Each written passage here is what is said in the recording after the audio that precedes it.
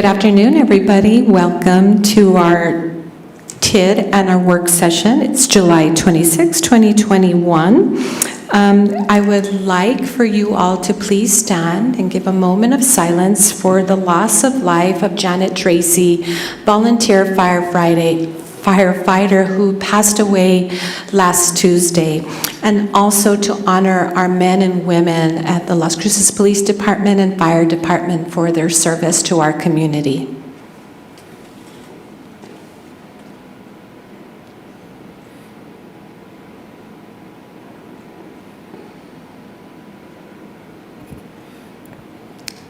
Thank you. Councilor Abeyta-Stubbe, will you please lead us in the pledge? I pledge allegiance to the flag of the United States of America and to the republic for which it stands, one nation, under God, indivisible, with liberty and justice for all.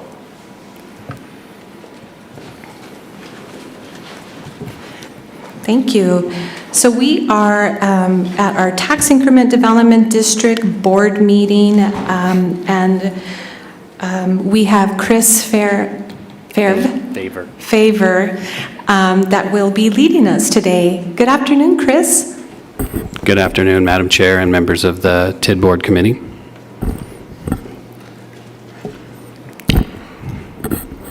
Yes, I think. Everyone? A resolution approving FY 2020 TID funding, I'll get it, TID funding projects.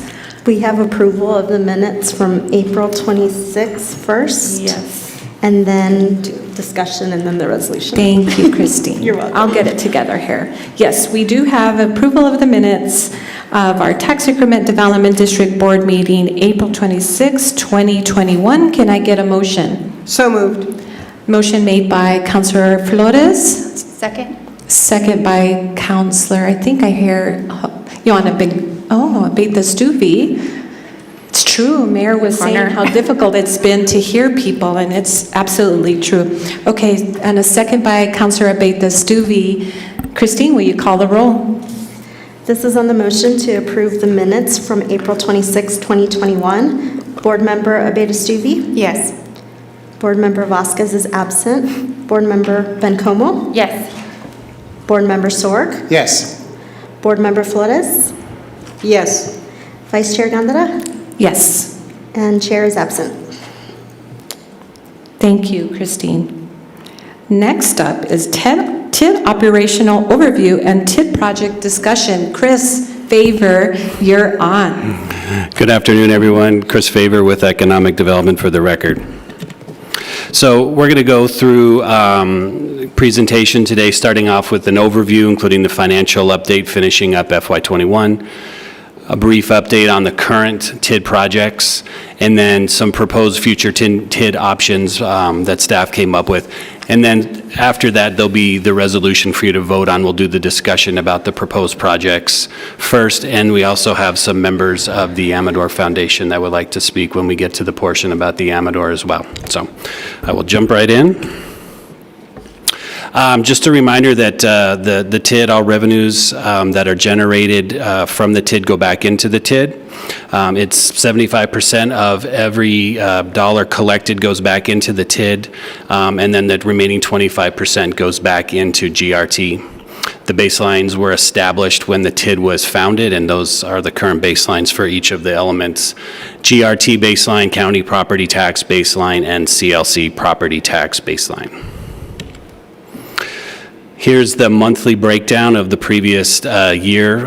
You can see that over the year, over the year, each of the months kind of steadily increased, with some of our largest revenues coming in towards the end of the fiscal year.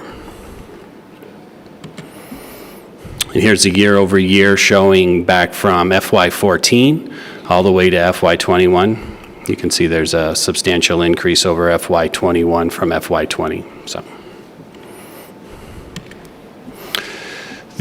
Within the TID, there are three funds. So Fund 2815 is for revenue and operations. The current balance is about $3.9 million. Fund 4270, which is unrestricted for capital projects, is about $830,000. and Fund 4271, which is restricted and specifically for street projects in the TID, sits at about $500,000. So the total is about 5.3 beginning FY22. So touch briefly on a couple of the current projects going on. There's actually two right now. So we are in the process of wrapping up the Campo Street redesign study. And just to recap for everyone, it was funded out of the TID. Moles and Corbin and Associates are the engineers that are on board. And the purpose of the study was to evaluate the cultural impact, architecture, landscaping, lighting, and traffic within Campo Street with the idea of making it more accessible for pedestrians and to make it feel like it's more a part of downtown. Sorry, I keep forgetting you guys are way over there. And so there were two public stakeholder meetings held, one in January, one in April. There's another one scheduled for August 19th, and then the final report will be due to city in late summer, probably sometime around September-ish. From that, they will be able to determine which design to move forward with. Design for that project will take between 6 to 8 months and cost approximately 10% of construction, and the estimated construction costs are about $2 million. And these funds would come out of 4271, which again is that fund that's dedicated specifically for street projects. And the idea of getting the design done now would be that when there are funds for construction, they would have the plans ready to go and they could move faster when they're ready to implement the construction of the projects. The next project is Parking Lot 7, which I'm happy to report is currently underway right now. That was about $500,000 from TID funds that were allocated last fiscal year. They will be redesigning the parking lot, and the best part about it is they will be redoing the bathroom facilities there, and those are the bathroom facilities. And Parking Lot 7, for those that don't know, is the parking lot directly behind the Rio Grande Theater. So they will be demolishing those bathrooms, building a larger restroom facility closer to La Placita. So currently, they're working on the parking lot right now. When that's wrapped up, they will begin working on the restroom facilities, and that's estimated to be complete sometime this fall. So that wraps up current projects. I don't know if you want to do questions now or wait till the end. Councillor Sorg. Thank you, Madam Chair. Chris, I saw some work being done on the Amador Hotel.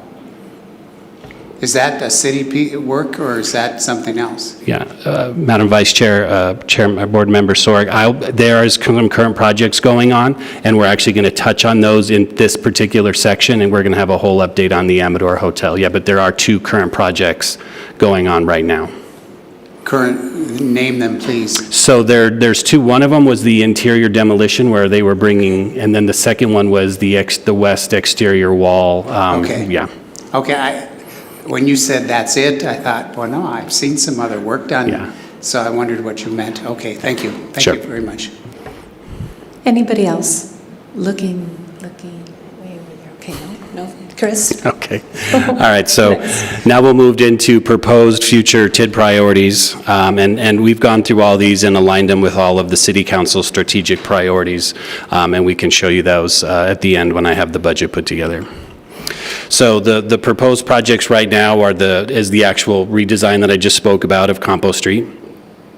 And then reintroducing the pedestrian data tracking signs to downtown, the purchase of some public event sound equipment, and some additional renovate Main Street funding.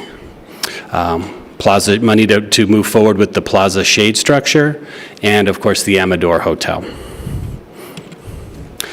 So starting off with the pedestrian data tracking. So currently, well, they're not in use right now because SUFA, who's the contractor we were working with, discontinued the signs that the city was using a few years ago. And if you've ever been down Main Street and you've seen the benches with like the square sort of solar area in the middle, that was the pedestrian data tracking.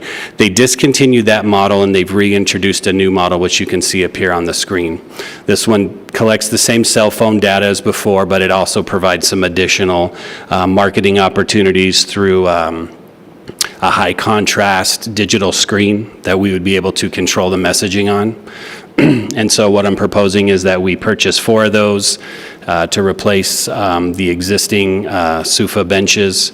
This would work in conjunction with the data that we're already collecting from the public Wi-Fi downtown, but that's basically right around the plaza. So this would extend our data capabilities to Main Street. They are solar powered and all self-contained. And like I said, the sign is editable. And that's about $45,000 for those particular sites. The next project is to expand our Renovate Main Street grant program. So this previous fiscal year, we did 7 grants. And for those that aren't familiar with that, the city has a grant program that allows for businesses making certain upgrades to their business, up to $25,000 matching grant for those efforts. We had budgeted 6 out of this current budget year for economic development, and we were looking to add a couple more from TID funding, with the expectation that we might see greater interest now that we're sort of beyond the major part of the COVID shutdown. And so we're looking for an additional $50,000 from the TID for those 2 extra grants. Next up is some sound equipment. So Economic Development is working on a plan to host and produce more events downtown on the plaza and the Callecitas. And in order to do that, we need portable sound equipment that we can bring with us and set up for these particular events. When we do these events, they will be staffed with the sound and technical staff from the Rio Grande Theater. So we just need the equipment to be purchased, so we'd be able to do these events either on the plaza or in the Callecitas or at one of the parks, maybe Klein Park or something like that. And the approximate cost on that is about $50,000. Moving on to the plaza shade structure, and there are, at least I hope so, members from Public Works to answer any additional questions. So back at the August 24th work session, council identified the shade structure that they liked the most, which was the decorative metal design, and you can see a picture of it up here. If we move forward with this funding, construction would begin after the holidays in early January 2022. The estimated cost is about $1.3 million, and the estimated completion time would be about 6 months. Amador Hotel. So I'm going to give everyone on the board a little bit of a background, just to sort of bring everyone up to speed on some of the previous efforts, talk a little bit about currently what's going on through Public Works, and then there's some members of the Amador Hotel Foundation that would also like to speak to you. So back in 2007, the hotel they were threatening to demo the building. The city stepped in and assumed ownership of the building. And at that time, the nonprofit Amador Hotel Foundation was formed with the goal of saving the facility and restoring the landmark for use in downtown. From that time to today, over $1 million in grants, private funds, and legislative appropriation, as well as in-kind donations, have been tallied. Approximately 4,000 volunteer hours by NMSU engineering students and community volunteers have also been amassed. And the foundation has been responsible for donations of furniture, silver artwork, valued at tens of thousands of dollars. And it was also a requirement of members of the Amador Foundation to make a board gift as well. So they were very instrumental in securing artifacts as well as funding for the restoration of the building. And back in 2009, City Council at that time was presented with a few different options for the reuse of that building. And out of the 3 options that they were presented, they selected what was known as option 3, which consisted of an event center, offices on the 2nd floor, a restaurant, bar, and a small museum exhibit. And as part of that resolution, council identified 3 top priorities. One, that the historic Amador Hotel adaptive reuse study was accepted by council and would be the document to direct renovations moving forward. again, reestablishing that that was the option that they wanted to go with.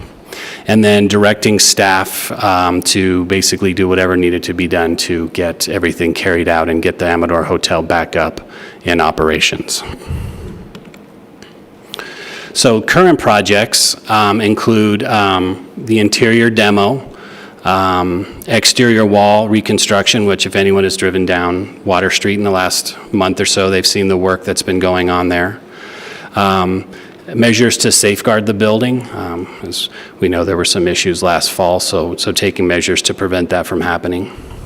And that current contract amount is about $935,000. It's about 75% complete. Estimated completion time would be mid-October, and when these projects are done, that will basically expend all current money that the city has for the Amador Hotel, and that's why we're coming to you today to look for some additional funding.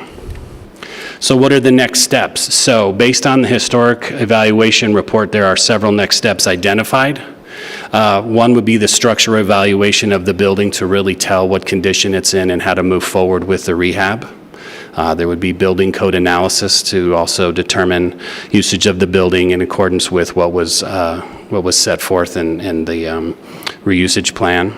Preliminary rehabilitation report, as well as the rehabilitation design, including any RFPs required and the design development. That study design and any construction that could be done during that phase is roughly $1.5 to $2 million, and that's what we're looking for the TID funds to help keep this project moving forward. Additional funds for the final build-out would be an additional roughly $6 million on that as well.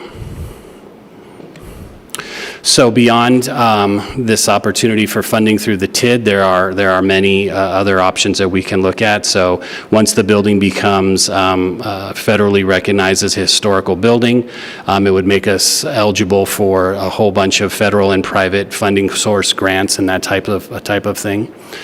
There's also the opportunity for the TID to continue to put money towards the project over the next several years, and also for the city to prioritize the Amador Hotel on the CIP and the ICIP for city and state appropriations.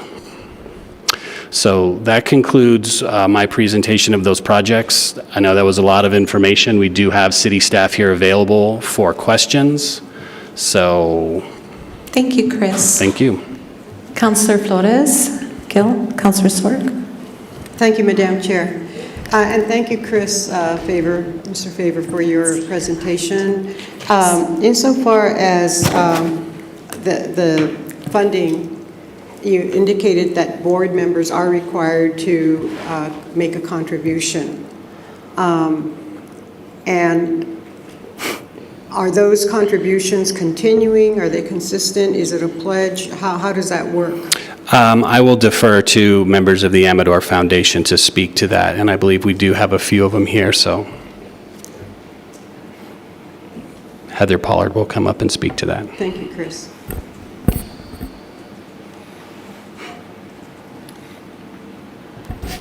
Councillor Flores, I'm Heather Pollard, I'm president of the board. Councillor Flores, we have not been really getting any pledges for during COVID, and our administrative funds were pretty much empty, and so we've just been writing checks ourselves as the needs arose. Thank you, Ms. Pollard, and thank you for your personal contributions as well as other board members during this time. And I hope we're able to get more money from other sources. From you too, yeah. From other sources. Thank you, Ms. Pollard. Thank you. And I do have more questions for Mr. Favor. So, so the money we have now will complete everything up until, well, we've expended $935,000, and you said that was for all the items you listed, including the interior demolition.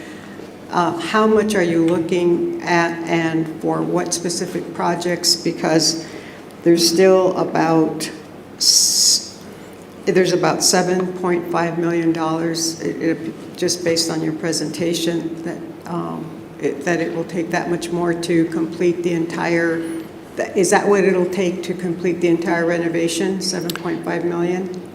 Vice Chair Gondeta and Chair Flores, I'm going to let Public Works come up and give a little bit more detail, but that's roughly the estimate, but Jennifer can probably speak to specifics on that as well. And then, Chris, you would know specifically as to the sources, and that's why you want to go, we're looking at getting CIP money and other sources. That is correct. Some of those were legislative funds that were gathered, correct. So we'll be Yeah. sure to ask for that, too. Yeah. Thank you, Chris. Can I put this down? Hi there, I'm Jennifer Morrow. I'm the engineering administrator for the Public Works Department for the city. And thank you for your questions, Councilor Flores. In regards to the funding, so these are our estimates at this time. As you could see from the presentation, we discussed that there had to be a structural analysis and a codes analysis. So sometimes it's going to be hard for us to say this is exactly how much funding that we need. The estimates we put in front of you are the best that we have at this timeline, but those estimates could change once we get those structural reports back and see what they recommend. Also, the other item that would change our funding is, as you know, with COVID, we've had significant price changes over the last year. We don't know if those wood prices, metal prices are going to continue to increase or maybe if they'll come back down. And the other item is typically in general with construction, we see about a 4% increase every year. So if we phase this and do it over 4 or 5 years, we can anticipate that 4% increase in those costs that we provided today. So at this time, those numbers are the best numbers we have. So would that be a 4 times 6 years or 7 years, whatever it takes? Is it a 4% increase every year? Or is it over the additional time period? It's just a general cost of living increase or construction cost increase. So if we did $1 million worth of construction this year and we still had $5 million, we could anticipate it to be $5 million plus a 4% increase. And then if we got like another phase of 1 or 2 million and we still have that 3 million, add another 4% per year. So it'll all depend on how much money we can get and how quickly we can get through the phasing or through the recommendations for that construction. Since we are unsure of the money and we don't know whether we'll get one big chunk of money that we can do everything quickly, or whether we're going to have to phase it into $1 million, $2 million projects and, have those staggered through the next 5 years will determine those increases over time. I see. And Ms. Morrow, when do you anticipate having those structural reports back in the analyses? For us to do those structural reports, we need to have about 1.5 to 2 million, and that is why we are here before the board, because that is what we're looking for, is money for us to be able to get those reports completed and then to move on to the construction phasing. But you did say waiting for reports. So did you mean after the structural analysis we'd be waiting? So we're not waiting now? Let's see if I can get this. Let's go back to did I go the right way, Chris? Okay, so the current projects, I was looking for, sorry, we may not have it in there. So we've already done it is the historic evaluation report. So we have the historic evaluation report that we're working with. And part of that recommendation is the structural report and the building code analysis. Those are the reports that we need to do to move forward. So the only report we have at this time is that historical one. And then, Chris, I don't know if this is for either you or for Morrow, but you indicated that it is waiting for federal recognition or certification as a National Historic Site? Or Vice Chair Gondeta, Board Member Flores. So part of the reason they're doing the internal demolition right now is to get the building back to its basically original structure. At that point in time, they will evaluate where it's at and hopefully it will be able to qualify for federal recognition as a historic property. and at that point in time, we would be open to doors to other funding opportunities would be available to us, but a lot of these steps now have to be completed before that determination can be made. Would the 1.5 million at this point, if that was allocated, would that take care of getting that step done and then move forward to moving it to federal recognition? I believe so. Well, it'd be a lot more encouraging if you knew so. Well, I would defer to And the Public Works on that since they know specifics, but from all of our conversations, I would say, yes, that money would get us to where we need to be. We could submit it to the federal arts or whatever. I think Greg knows more about that than I do, but to get federal recognition, which would give us more funds. And that's Dr. Cooper from the Amador Foundation is with us today, and she might be able to speak specifically to that point if she wants to come up here, or Heather Pollard as well.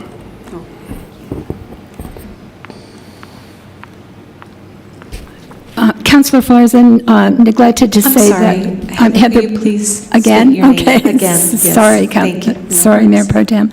Councilor, this is Heather Pollard again. I'm president of the Amador Hotel Foundation. I neglected to say, in answer to your question, that many of the board members have contributed, not just writing a check every year, but $10,000 each for the room rehabilitation. One board member has donated $20,000. We also have prepared for you, and I'll give this to Chris, but there are 24 following options for funding opportunities that we have put together. So it's not just legislative money or TID money. There is American Rescue Plan, New Mexico Community Development, Department of Transportation. It just really goes on and on and on. So we do know that we're not coming to you hat in hand for the entire amount. We do have other funding possibilities. I'll give this to Chris to disseminate to you. Thank you, Ms. Pollard. My question was specifically as to whether, once it's recognized federally as an historic site, Yes. it would open up, hopefully, Open up many doors. Absolutely, Okay. absolutely. So we'll be missing those opportunities. I'd like to introduce Dr. Sonia Cooper. Dr. Cooper and her partner, Jane Fulton at the Amador Hotel, have put in together hundreds of thousands of hours, and Dr. Cooper has as you noticed with her students from New Mexico State, and their high pay was pizza, pizza, pizza. So this is Dr. Sonia Cooper. She is a structural engineer, and she'll certainly be able to answer many more questions than I can as a layperson. Thank you. Thank you again, Ms. Pollard. Thank you, Mr. Pollard. Ms. Pollard. Hi, Dr. Cooper. Come on to the front, yes. And please state your name for the record. Good afternoon, councilors. Sonia Cooper, and I am a member of the Amador Hotel Board. Thank you for having us today. Let me clear up a couple of things. The Historic Structures Report, we name it the acronym of the HSR, that report will give us a pathway for designation as a national historic landmark.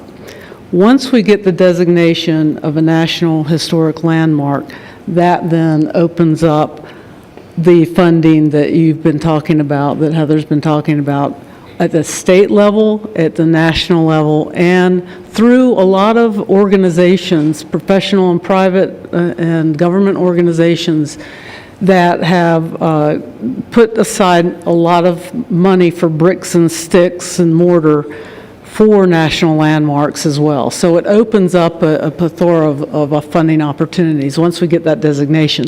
The HSR, the Historic Structures Report, is about to be turned in. I think that the architect has dedicated August or September for that. So it's very soon to be completed. So we're on a good path there. I do want to take this time to compliment and thank Public Works and the contractor for the work that they're doing on the west wall. I don't know if you've driven by. I'm out there a lot, and we get a bunch of horn honks and thumbs up, and it's been really a gratifying thing to see. We have a very good team of Public Works personnel, contractor personnel, and Adobe and lime plaster mason subcontractors all working together. This type of work requires careful sequencing, checks and balances between each other, and coordination. So the funding, to your question, Councilor Flores, the 1.5 funding, and this is in line with what Public Works has been saying. In my mind, that will help us continue around to the south and the north facade to complete the historic portion of the building as far as the exterior goes. That's approximately, and these are updated numbers and costs given to us by the architect of record for this project. That particular funding is about $730,000. It will also include the window sash rehabilitation on all the historic facades, so the north, the west, and the south. Also, the reason to me why that is important is because we've got the best of the best artisans on site right now. The best Adobe masons and the best lime plasters in the region. And we want to keep them there because they are well sought after in many projects. So I think what this funding will do is it'll help us continue around and keep that excitement up with the citizens seeing the progress of the building. Also, with that funding, the architect for the adaptive reuse can proceed with design and development drawings, so additional scopes can be done. That $1.5 million can also start the bid packages for the utility extensions and connections and rebuilding of the east walls, and the structural and code analysis that have been mentioned. All those together are things that can be done without completion of the full bid package for the adaptive reuse plans and design and redevelopment. So this funding will allow us to do many things and jumpstart the next phases, while meanwhile, simultaneously, we can be asking for writing these grants for that additional money. So thank you. Would requests for certification also run parallel to that or subsequent to that? This process that you just went through? At what point would the request for certification be submitted? After all of that is done? Oh, no. It'd be concurrent? Sooner, yeah. Right. Yes, That's yes. all. Yeah. Thank you so much, Dr. Cooper. Okay, thank you. Thank you, Dr. Cooper. Thank you, Councilor Flores. Does that conclude your questions? Yes, Councilor thank you, Sorr? Madam Chair. Thank you, Madam Chair. And thank you, Chris and Heather and Dr. Cooper and all. Some of the questions I had were kind of answered by what the questions that Councilor Flores asked. However, I just wanted to make a comment on the hotel itself. I've been told a lot of the history over the last 12 so years of the hotel, and I'm totally surprised as the importance of this hotel to the history of Las Cruces. It's an extremely important part of our history here. And considering the age of this hotel and the type of construction, I can only imagine the problems that are going to have to do it, and it's going to take some extra money to do it. So I'm all in favor of this. However, I have a personal. I was going to mention too. I'll never forget the the celebration we had there for the centennial of New Mexico, there was quite a thing that went on there, including a actor that acted out the part of the President of the United States at the time. And so many other things too. So I'm thinking in my mind, this could even possibly be a national monument. I wouldn't rule it out. So we get it all fixed up, maybe we'll go for that too. If we need more money, I would say I'm in favor of having it done, taken out of the TID, future TID revenue. Oh, and then too, there was, in here there was a statement about how to use the hotel, and a bar and restaurant was mentioned. I'm kind of wondering about that because I think that was kind of mentioned or decided on or brought up before the Amador complex, where we have a couple, 3 restaurants and a bar there already. Maybe another bar and restaurant isn't going to be useful there, so I'm just throwing that out there. That might be something we want to consider. But there's a lot of other things we can use the building for sure. And of course, when people come here for whatever reason, for our outdoors and for our space travel or what have you, this will be a good added feature to our visitors to Las Cruces. So, Madam Chair, thank you. That's all I had to say. Thank you, Councillor Sorg. Councillor Abeyta-Stube. Thank you, Vice Chair Gondara, and thank you, Mr. Faber. Board Member Flores was very thorough with her questions today, so you got most of those. Thank you. But I did want to make a few comments.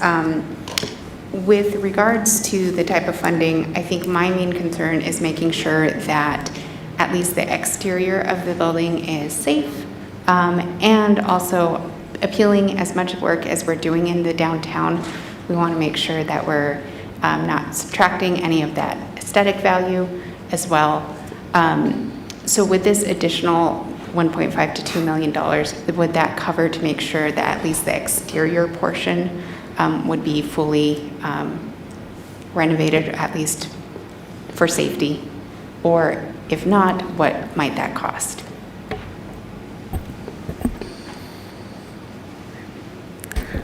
This is Jennifer Morrow again. Thank you for your question, Councillor Abeyta-Stube. The answer to that is yes. As you know, in the past, we've had troubles with people breaking in and issues with the building and keeping it secure.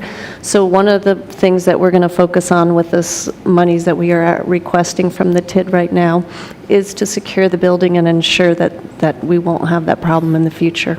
Okay, fantastic. Thank you. I am in support of using the TID funding for this project. And I can hear the passion and love from much of the community over this area. And so I look forward to seeing different types of renovation. Thank you, Madam Chair. And thank you. Thank you, Councillor Abeyta-Stube. Councillor Vincomo. Thank you, Madam Chair. And you're doing great. We're all a little rusty, so. Thank you, Mr. Faber. I have a couple questions. I'll leave my Amador questions to the end. Okay. I guess I was disappointed to not see any language in here about the small business incubator that we had previously discussed at the TID meeting. Can you report back on that? Sure. Board Member Gondara, Board Member Bencomo. So there was some concern from city staff about TID funds being used for the purposes of an incubator. And so right now we're working with budget and legal to evaluate whether that is uses that we can spend the TID money on. So we sort of ran out of time before this meeting to complete that. So we're working on that, and we should know better here in the next few weeks or so. In the next few weeks. So if legal gets back to us and says, yes, absolutely doable, where does that leave us in terms of funding? So we could look at future funds through the TID to look at this project moving forward. So we would reevaluate monies moving forward and see how that funds the project. What do you think the timeline for that be to fully fund a small business incubator? So right now, we're going through a feasibility study, so that's supposed to wrap up this fall, and we should have a better sense of what those total costs would look like and what that program would look like on the other side of that. We were estimating somewhere in the neighborhood of 2.2 million to fund the facility, plus any sort of upgrades or renovations, plus 3 years of operating. So that was what we were looking at preliminarily. That was the most recent numbers we had. And I guess I meant more in terms of if legal says we're able to go forward, between this TID meeting and what next TID meeting could be actually be having a concrete conversation about funding that project. So the next TID meeting is in October, and we can look to have something one way or the other back to the TID board at that time. Okay, and do you think there'd be funds? Or are these projects expending the current funds that TID has? I feel like with future revenues and some of the money that we currently have, I think we would be able to find money to get the incubator moving forward if that was the direction the board wanted to go in, yeah.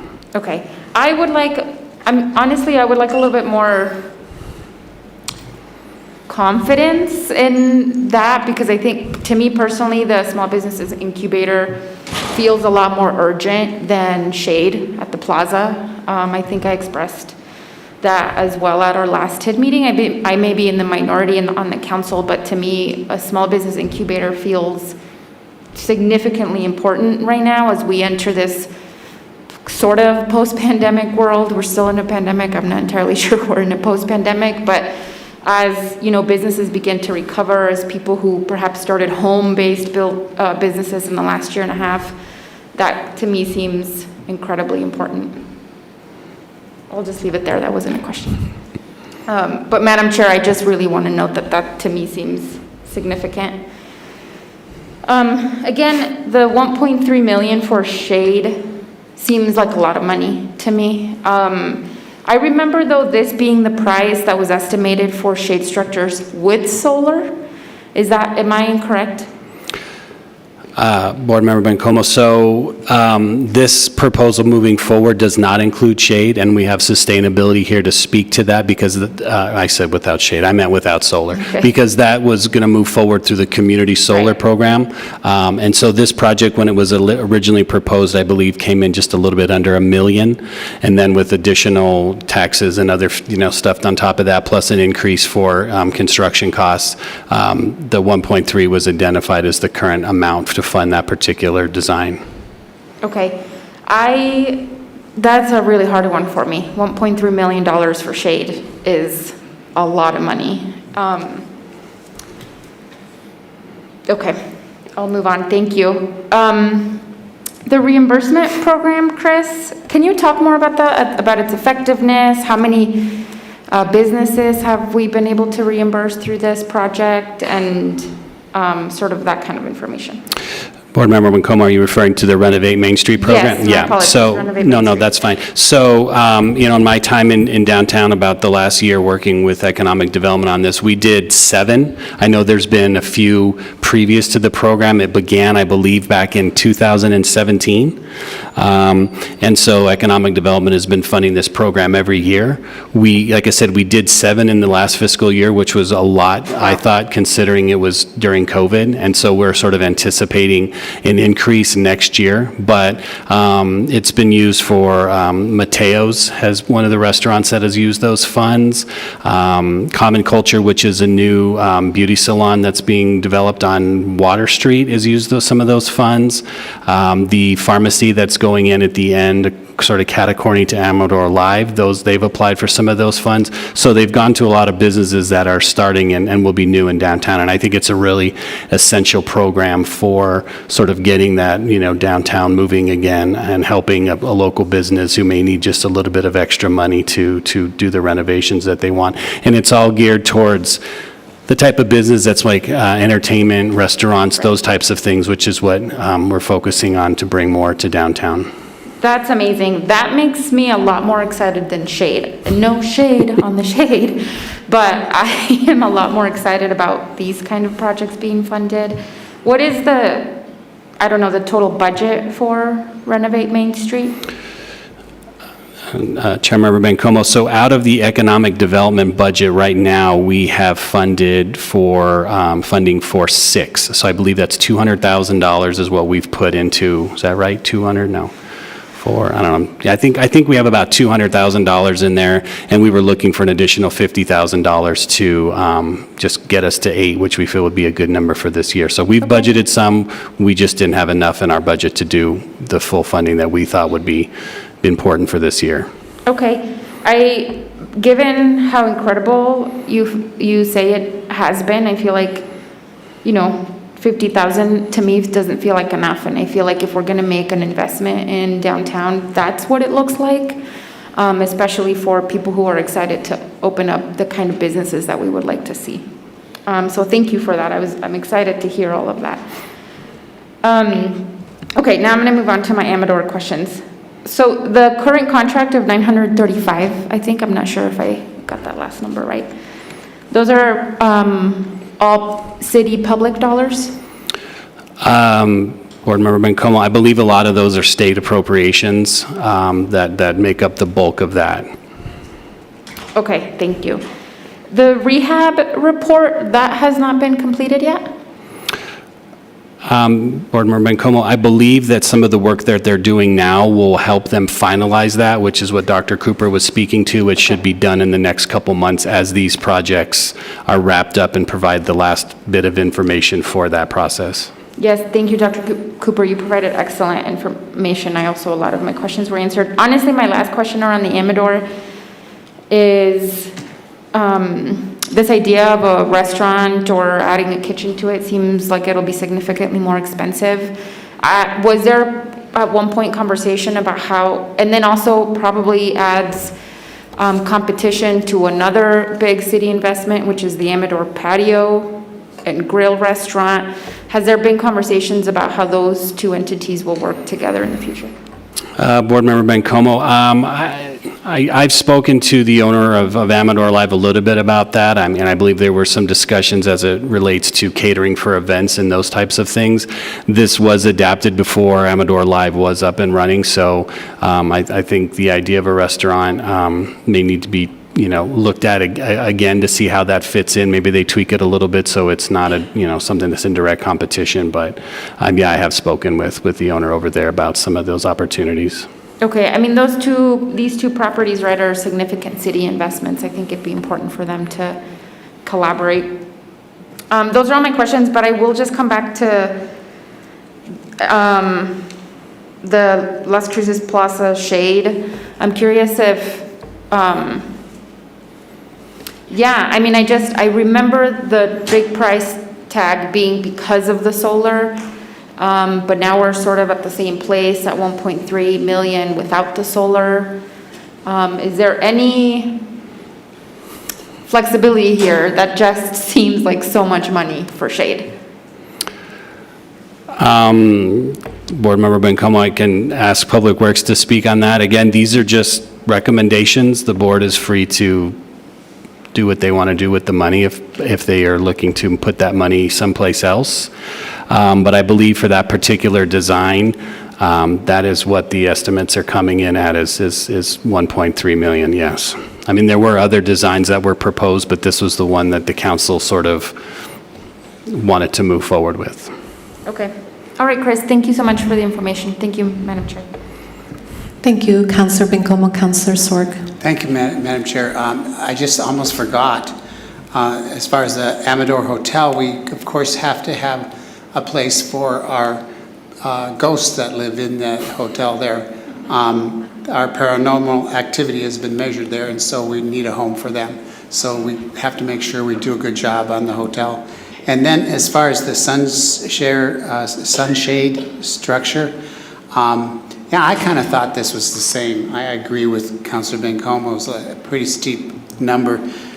In my mind, and this may not be practical, and I'll accept that for sure, that if we had something that could be removable in the wintertime, like from November to March when we don't need the shade so much, a little extra sunshine might be good. So that's what I thought we were going to do at one time. I forgot about what we have here now. So I'm just going to state that. as a possibility, if it's practical. I can understand if it's not practical. Thank you. Thank you, Councillor Sorg, and I see David coming up to the podium. Mr. Cedillo. Hi. Thank you, Vice Chair. David Cedillo, Public Works Director, for the record. And to answer both questions from Board Member Bencomo and Sorg, the price increase, yes, it is similar to what we saw come forward initially for the solar. The increases that we're seeing now are due to those cost increases for both material and labor that we've seen on a lot of projects. This is a steel structure, so yes, those prices have increased. That's why we're seeing that difference, because we're going and getting those estimates now. So wanted to clear that up. As far as the removable structure, this was the plan that was approved at the last meeting, so we're moving forward with this. However, we can take a look to see if they are removable and report back and see what those cost, if any, increases that would be, report back to the board. I would appreciate that a lot. Thank you very much, Madam Chair.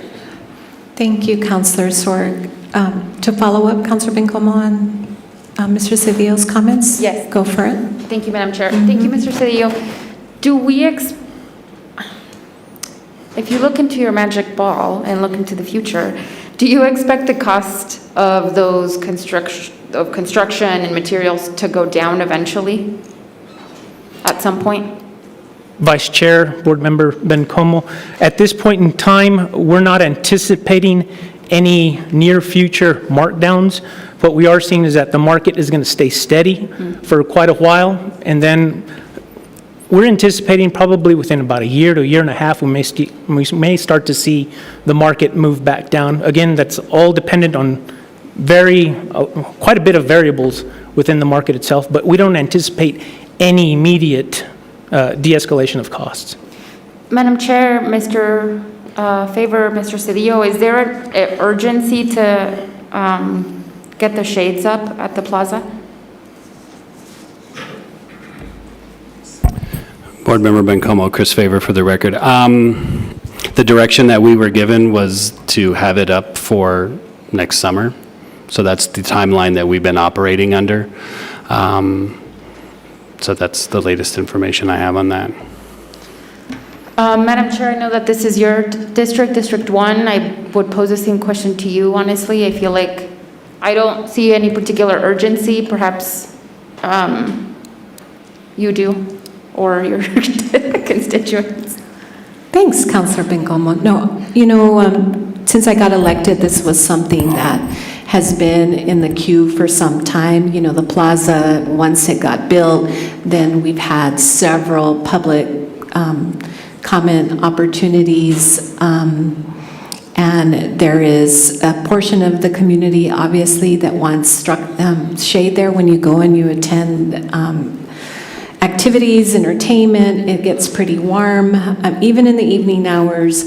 I do know that based on emails that I've received, that the Arts and Cultural District, the Downtown Partnership, there's many organizations downtown that would like to be a part of the conversation, be at the table as we are developing, the specs and the design, if you will. I mean, I think this could look like an excellent art project, an art installation, if you will. So I'm anxious to get it up. I think there are folks that feel very strongly that this needs to get up. I mean, I've been on council 6 years, so I think I'm advocating for it to be up. But if I hear, a strong let's wait and see what the market looks like, I'm also willing to hear that for sure. Councillor Bencomo. Thank you, Vice Chair. I would personally recommend that. I would. I feel like 1.3 is a significant amount of money for shades that will provide, tents that will provide shade, especially if we get, a month from now and legal reports back that the business incubator, there's a green light on that and what $1.3 million could do for a business incubator as opposed to shade at the plaza. Madam Chair, I don't know what to do here. I would like us to wait on the shade structures. I'll take note. Councillor Bencomo. Councillor Abeyta-Stuvey. Thank you, Madam Vice Chair. I had a couple extra questions. When it comes to the stage structure, I know that there was some concerns with Parks and Rec on different types of items that we used at the plaza, specifically when it came time for, I think it was the Christmas tree. That within these designs and plans, did we work through any of those issues that were brought up last time? Board Member Abeyta-Stuvey, they sent me an email today to remind me of those concerns and to, mention that they would be incorporated into any design that was put forward. So city staff is aware that if we move forward with this project, there's a few things like that we need to work into the design to make sure that they do accommodate everything as well. Okay, thank you. I also am in favor of pausing for another look. It is quite a bit of money, but if this is something that can be put as an arts installation, if there's other funding mechanisms that can be utilized for that, I would be open to learning more. The second portion that I had was actually on your pedestrian data tracking. And I know you had originally said they were down because the vendors changed the flyers. With the new flyers that are coming out, is that going to prevent having to change those as often? Board Member Abeyta-Stuvey, so that is the hope. Yeah, they discontinued the benches a few years ago, and this was the new design they went with. And from all my conversations I've had with the company, this looks like the model that they will be continuing to move forward with. So I don't anticipate any massive changes like the previous ones we have moving forward, maybe just upgrades to the operating systems and things like that. But this looks like the design that they've switched their whole business model to, basically. Okay. Will there be any sort of contract reassurance, say at least giving you 3 years? Board Member Abeyta-Stuvey, yeah, I believe it's for 5 years, and then at that point in time, we reevaluate and could move forward with something different or continue, or if they've got something upgraded, yeah, so it's not a forever situation. Okay, thank you. And I'm also in favor of the sound equipment. I know there are lots of performances going on at that plaza, and that will be much needed. Thank you, Vice Chair. Thank you, Councillor Abeyta-Stuvey. Okay. Chris. Vice Chair, before we wrap up, Heather Pollard wanted to just introduce a couple quick people to speak about the Amador. They promised not to take a lot of time, so I'll turn it over to Heather. Thank you, Chris.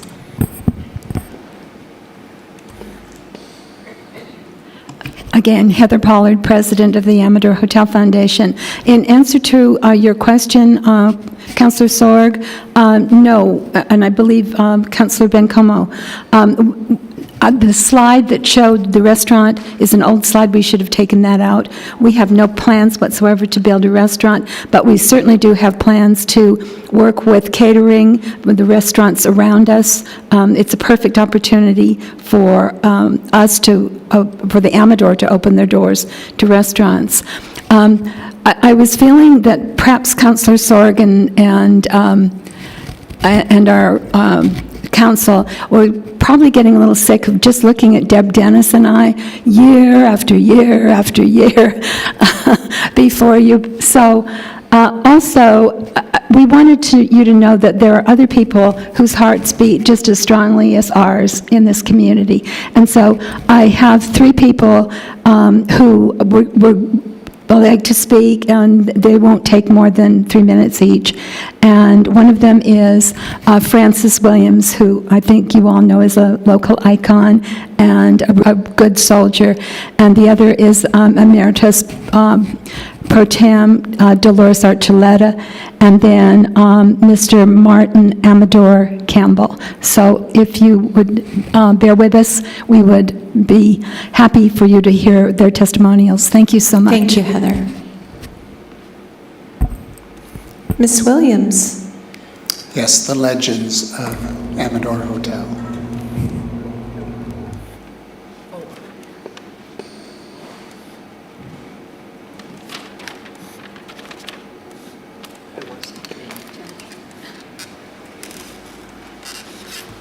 Oh, by the way, Chris, you know you could lower that? Maybe it's down all the way. Yeah. Okay, my name is Frances F. Williams. I'm a citizen of Las Cruces, New Mexico, and have been for many years. I want to thank you, counselors, for allowing us to speak about the Amador Hotel and also giving me the opportunity to speak about some of my personal feelings. I grew up in the Israel Orphan Asylum in New York City, and it was a horrible place to be. But the nice thing about it, they used to show Western movies, and I imagine myself riding along with Gene Autry, John Wayne, and catching the bad guys. Moving west to Las Cruces was like a dream come true for me, and my profession has led me to work on getting the bad guys as a civil rights officer, and I'm sure some of you are familiar with my work. My love affair with the city has remained constant for 68 years, and I have committed myself and my finances to making this a better place to live and preserve the history of the past. The Amador Hotel has been one of those projects. I have purchased a room at the Amador Hotel because it is part of the history of the city.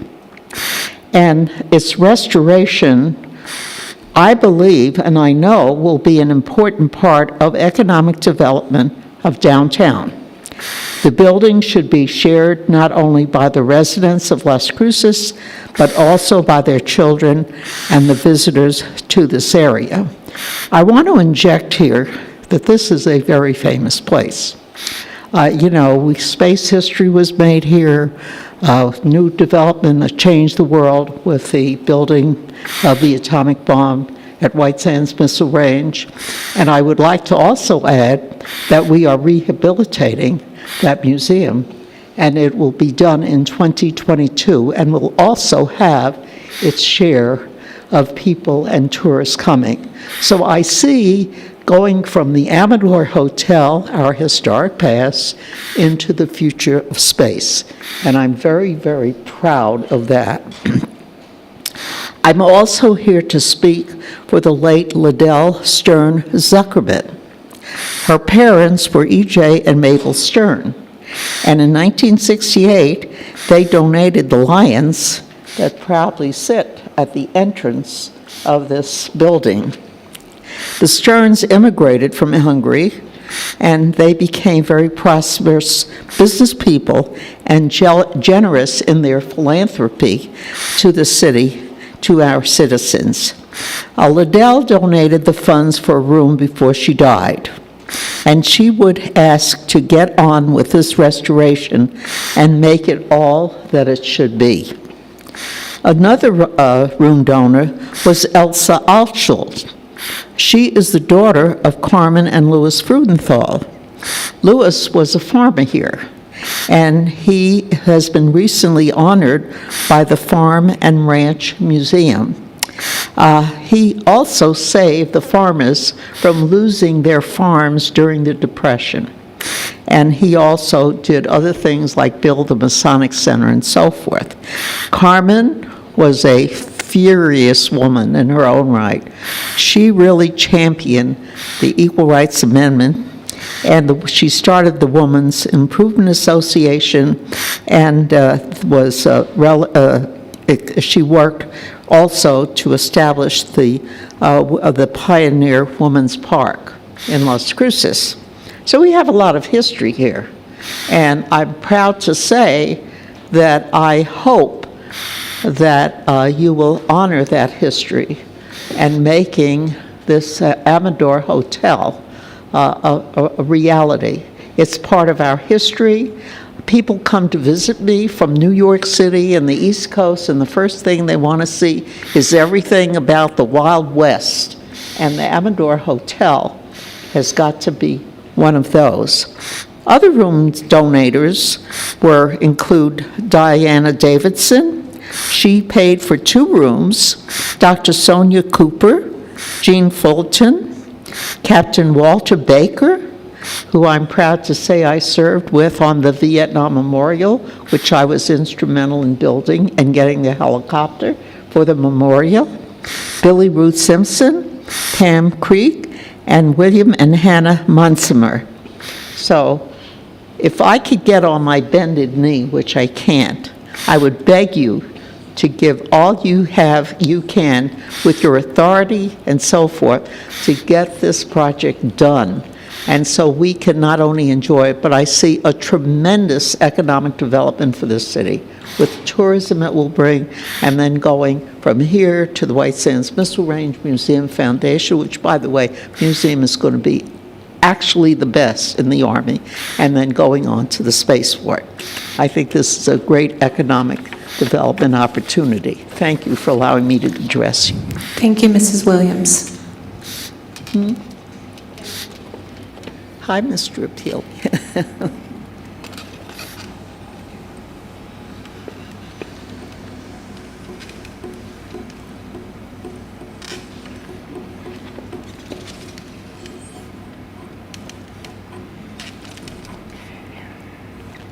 Good to see you, Ms. Archuleta. Thank you. Yes, my name is Dolores Archuleta, and I'm actually here, and I am a member of the Amador Hotel Foundation. Now, I'm actually here with a message from J. Paul Taylor, who needs no introduction. And I just want to let you know that he's having a birthday on August 24th, next month. And he was born in Chamberino, New Mexico. Mr. T. Chamberino is a village on the south past Anthony. That's where Chamberino is, and this is where Paul Taylor is from. Now, he tells in his message, he says, quote, "In the late 60s, urban renewal activities were in full swing, and most of the old buildings downtown were destroyed. There were plans afoot to widen Water Street and discussions about raising the Amador Hotel. I was president of the Historical Society and went before the urban renewal members because I was terribly concerned for the historic hotel. I managed to stop the building being raised and got on the state register on March 21st, 1969, thus securing its safety. The 2 most important, really historic buildings in Las Cruces are the Armijo House and the Amador Hotel. All the important people stayed at the Amador, including my grandfather, Trinidad Romero, who was a delegate to Congress and a United States Marshal. Any event in town was at the Amador Hotel.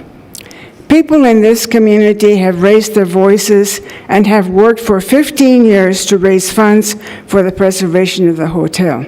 The next step is to seek whatever monies are available to restore and refurbish the Amador Hotel. The city is the inheritor and has the responsibility to fund the restoration. This is the legacy of the mayor and everyone on the city council to do their part and consider the history of Las Cruces and the Southwest. I am in my 100th year, and history preservation has always been a matter of stewardship for me. I urge your support for our beloved and iconic landmark. Madam Chair and councilors, J. Paul Taylor's message is very clear on the importance of preserving, as he calls it, our beloved and iconic landmark. Now, a few words from a person you've never met. And Councilor Stork, I'm not surprised that you brought up the ghost, but this is not the ghost from the Amador Hotel. For those who don't know, about 4 years ago, Councilor Sorg told Heather Pollard that he was not afraid of staying alone in the Amador Hotel on Halloween night, all night. Heather has reserved a room for him, and both Heather and the ghost are still waiting. Now, here is the guest speaker, and I just need to do something else first.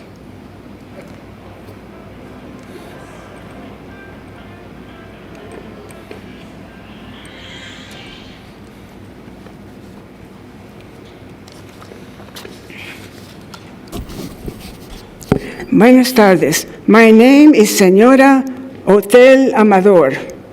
I have stood on the corner of Amador and Water Streets in Las Cruces since the 1870s, serving as a rest stop for weary drovers and travelers.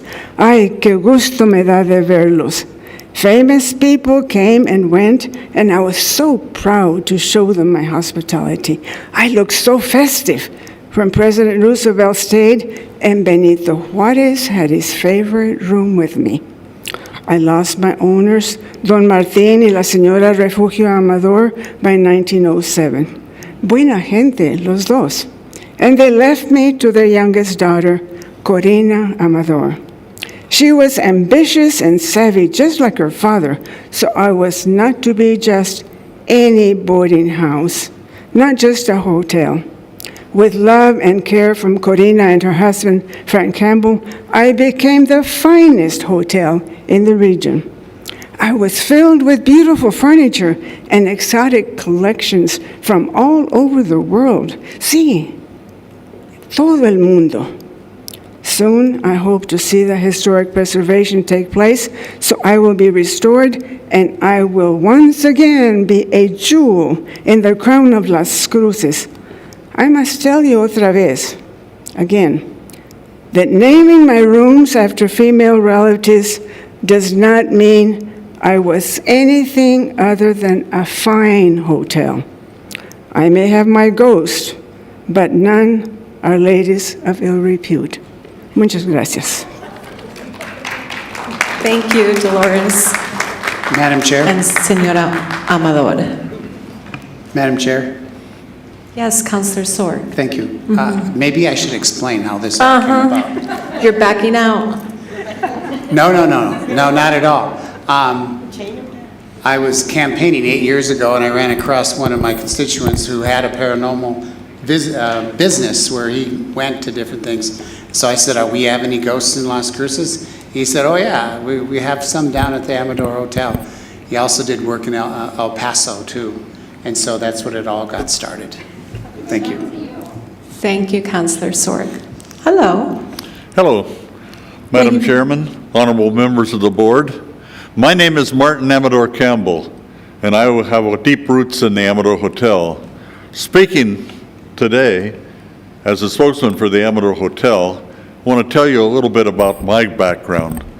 I was born in the Amador Hotel in 1941 in the same room that my father was born in, the same room that his mother Corina were born in. My great-grandfather Martin Amador built the Amador Hotel. Councilor Sorg, I spent my first 12 years living in the Amador Hotel, and I never saw a ghost. But there was plenty of spirits served in the Amador bar. I want to encourage the members of the board to consider favorably this grant request. My family have a deep-rooted memory of the Amador Hotel. When I was growing up, it was a social center of Las Cruces. All the weddings took place there, the receptions. There was plenty of social entertainment there, and I lived through a lot of it. So I want to say that, in brief words today, that I encourage you to get on with it, put it together.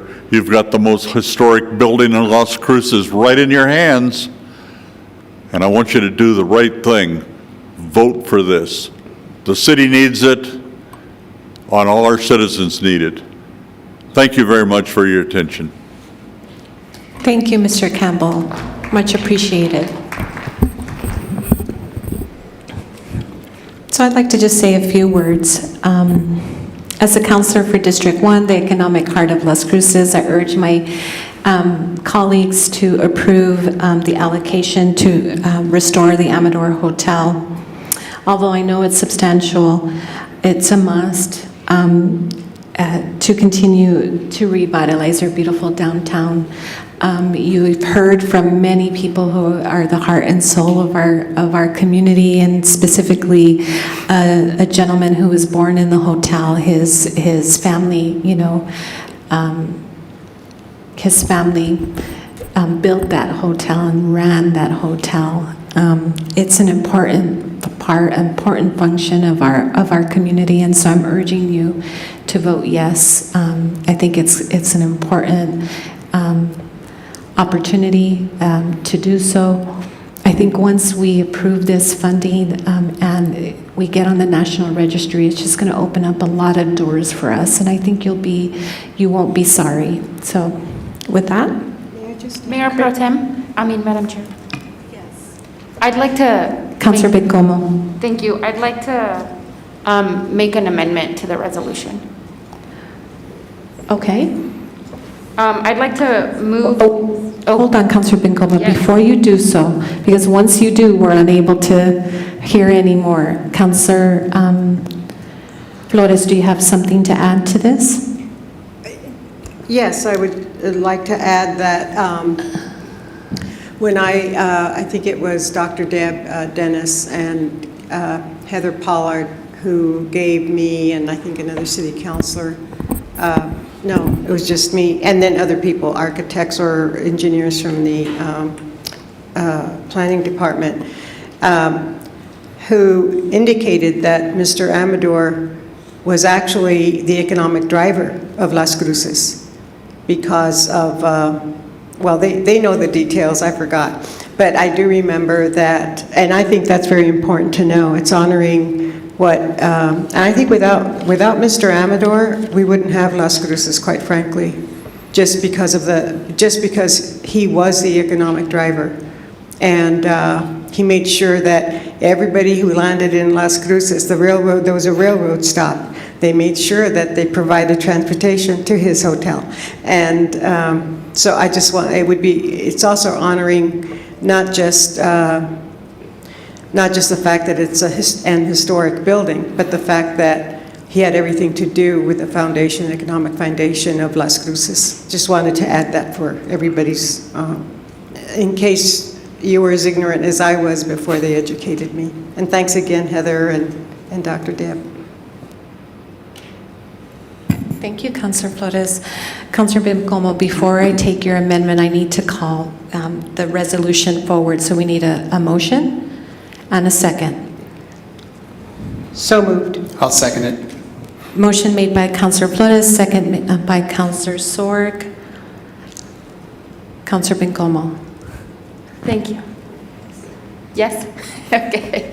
Thank you, Madam Chair. I'd like to make a motion to amend this resolution and pull out the funding for the sunshade structure at the Las Cruces Plaza, simply to be put on pause while staff assesses the changing cost of materials and looks for a more affordable option. I'll second that motion. Okay, motion made by Councilor Bencomo on the amendment, second by Councilor Sorg. Christine? Can't we have discussion on that? Oh, sure, yes, we should. Okay. Sorry, thought we had lots of discussion. I know, Okay, I know. Councilor Flores, of course. Thank you. I had a question about that, not so much to make a motion, but it isn't that I disagree with it. But by freezing this, how does that affect the contract? I don't know if that's within your parameters or our city attorney's office, Jennifer Vega Brown, to at least enlighten me as to the ramifications it would have on the current contract that we have if we were to put this on pause. And the other question I had pertaining to the contract was that the contract was made for a certain amount of money, and there's that 10% that's always left for reserve just in case there's an increase. and it benefits, of course, the contractee, and of course, we're honor bound. So my question is twofold. Number one, what are the repercussions of putting it on a pause basis insofar as our contract obligations? And is there any way that we can hold it? Because the other aspect is to hold, pause it until those prices come down, because prices soared because of COVID. So that's my question, Attorney Vega-Brown, for you. Vice Chair Gondeta, Board Member Flores, I can speak to that. So Will you say your name, please? Chris Favor for the record. So the good news is there is no contract for construction right now. The money that we do have is we've had for a couple of years, and it's for the design work. So we can move forward with the money we currently have to look at other design options, and there is no contract with the contractor to do any work. So there is no issue there at all. Oh, great. Then that's even better. Thank you very much, Mr. Favor, and thank you, Madam Chair, Vice Chair.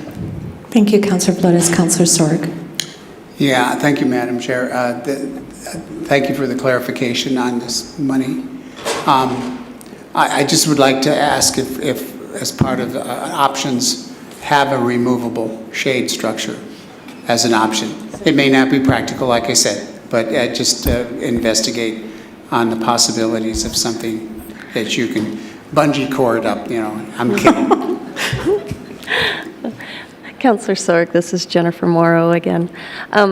While we were speaking on other items, I had checked in with staff because in the past this has come up, the removable, and based on past research on it, that would increase our price from $1.3 million to closer to $2 million, and then it'd be the maintenance of our crews installing it and uninstalling it every year as well. So I believe this discussion was had, and it was deemed that it was better to put in the permanent one, but we can revisit that, and we can revisit the numbers at the next TID board if you would like us to. Just Sure. let us know.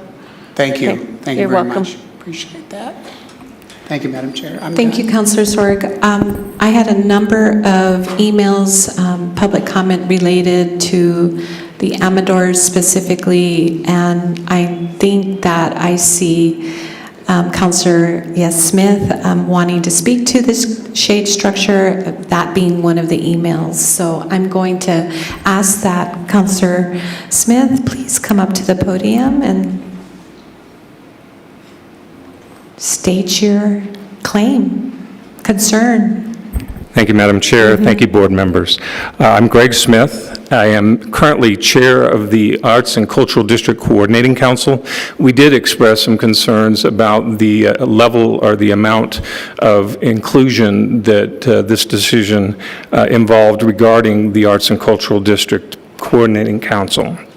And we feel that something this momentous in the heart of the Arts and Cultural District really needs more involvement. And I will remind you, those of you who remember, when Main Street was turned into the mall, and it was a very exciting moment back in the early 1970s, these metal structures were put up. It was another exciting moment about 30 years later when they started to come down. So I would offer you a moment to consider what Board Member Bencomo is saying about the priorities here. But I also think that Board Member Sorg has in the past brought up concerns, as he did again today, about the flexibility of such a design. So I would look at it as a moment to pause. I would suggest that Councilor Bencomo has made a good point here about possibly pulling together some other pieces to make sure that this is what you really want to do, and not looking at it as something 30 years down the road, you're pulling it out and saying, aren't we glad we got that out of there?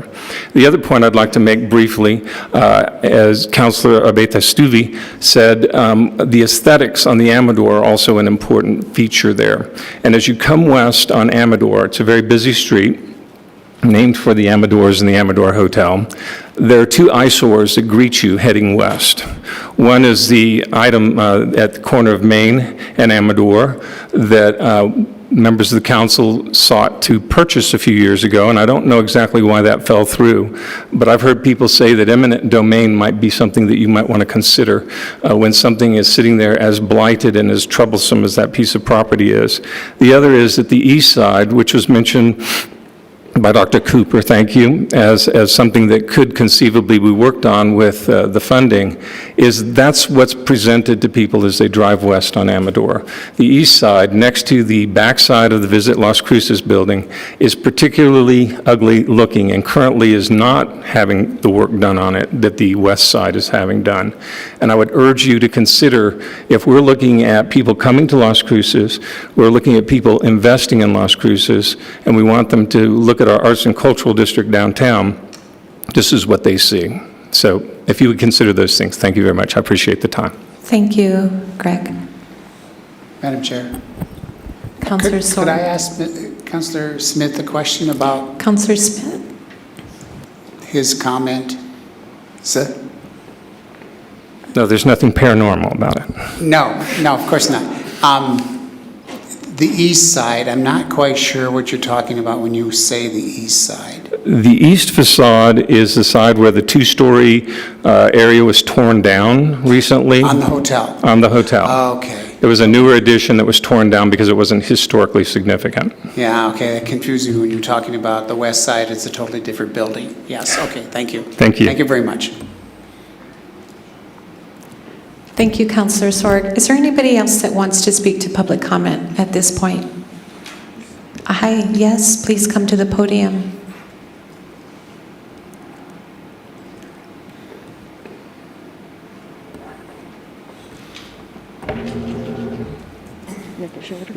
Jennifer Garcia Kozlowski, Director of Downtown Las Cruces Partnership. Thank you for hearing me in public comment at the moment. The TID is a big part of what we do in the downtown area, so these funds are very important to how we can actually recruit and retain businesses. So in my estimation, the idea of the Compo redesign, the hotel renovations, the tracking is something that really help us on the daily. We're for all of this. The Renovate Main Street is something that we use truly constantly. It is how we do our main recruiting. But my issue is the shade structure at the moment. I do think we need to pause and think a little bit more, because if this goes in, we can't do chili drop, possibly our zombie walk, a few other things that we actually do in downtown that are events that we put on to bring people downtown. Can't happen. I understand the heat, but if you look across the country in places that have been settled like Las Cruces, plazas don't tend to have shade structures. And so maybe there's a way that we can meet in the middle. We can work together with our Arts and Cultural District, with our Doña Arts Council, with you at the city, with Economic Development and Downtown Las Cruces Partnership to come up with something that's a little bit more user-friendly and opportunistic for all of us. Thank you.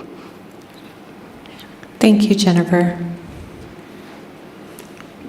Okay, I see none, and I'm looking at council. Okay, on the amendment. This is on the motion to amend TID Resolution 22-001 to remove funding for the shade structures. Board Member Abeyta-Stuvey. Yes. Board Member Vasquez is absent. Board Member Bencomo. Yes. Board Member Sorg. Yes. Board Member Flores. Yes. Vice Chair Gandara. Yes. And Chair is absent. Okay, now on the main motion. Christine. This is on the motion to approve TID Resolution 22-001 as amended. Board Member Abeyta-Stuvey. Yes. Board Member Vasquez is absent. Board Member Bencomo. Yes. Board Member Sorg. Yes. Board Member Flores. Yes. Vice Chair Gandara. Yes. And Chair is absent. Okay, thank you. Chris? That concludes my presentation. Thank you, Board. Thank you so much. Okay, while we switch over, I'm going to give people 5 minutes. Do we need a motion to adjourn? Oh, I'm sorry. Yes, we need a motion to adjourn. I'll make that motion to adjourn. I second that emotion. Motion made by Board Member Sorg, second by Board Member Flores. Christine? This is on the motion to adjourn the TID board meeting. Board Member Abeyta-Stuvey? Yes. Board Member Vasquez is absent. Board Member Bencomo? Yes. Board Member Sorg? Yes. Board Member Flores? Yes. Board Member Ganda? Yes. And Chair is absent. 5 minutes. Christine, okay, thank you.